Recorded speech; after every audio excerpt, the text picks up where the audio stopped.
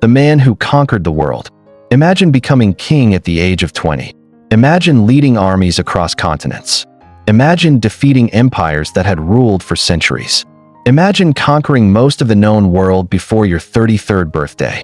And then, at the peak of your power, you suddenly die, leaving behind one of history's greatest mysteries. This is the incredible story of Alexander the Great, the warrior, the conqueror, the legend, the man who changed the world forever.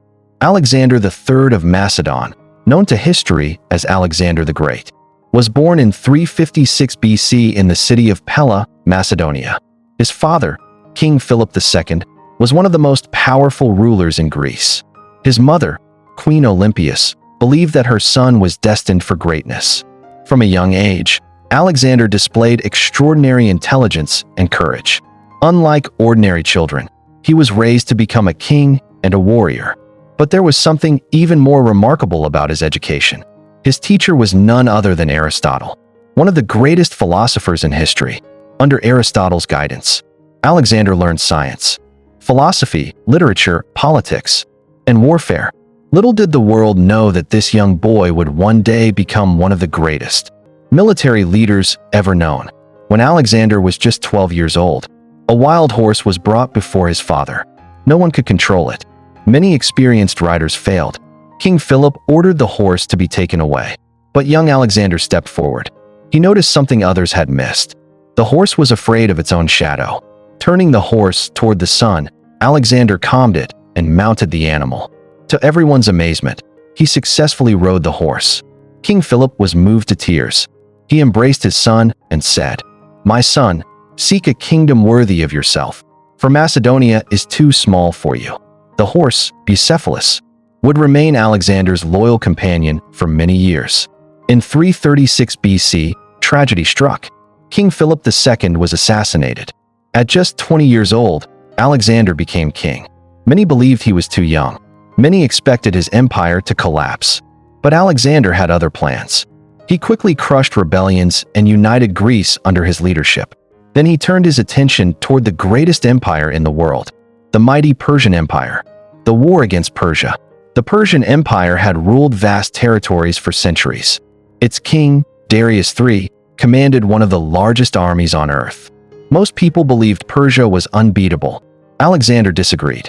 In 334 BC, he crossed into Asia with around 40,000 soldiers. Against impossible odds, Alexander defeated Persian forces at the Battle of Granicus. Then came the Battle of Issus. Despite being heavily outnumbered, Alexander achieved another stunning victory. King Darius himself fled the battlefield. The world was shocked. A young king from Macedonia had humbled the greatest empire on earth. But Alexander wasn't finished. He wanted everything. After defeating Persia, Alexander marched into Egypt. The Egyptians welcomed him as a liberator. They declared him a god and crowned him pharaoh. There, Alexander founded a city that would bear his name forever, Alexandria. The city would later become one of the greatest centers of learning and culture in history. But Alexander's ambitions stretched far beyond Egypt. His eyes remained fixed on Persia. In 331 BC, Alexander faced Darius III once again. This battle would decide the fate of the world. Darius commanded a massive army, perhaps over 100,000 men. Alexander had far fewer soldiers, but numbers meant little to him. His brilliance, courage, and leadership inspired his men. Against overwhelming odds, Alexander won a decisive victory. The Persian Empire collapsed. Its treasures became his, and Alexander became ruler of the largest empire the world had ever seen. Yet he still desired more. Alexander continued his campaigns eastward. He conquered modern-day Afghanistan, Central Asia, and parts of India. His soldiers followed him through deserts, mountains, and countless battles. Victory after victory made him a legend. People began calling him Alexander the Great. His fame spread throughout the known world.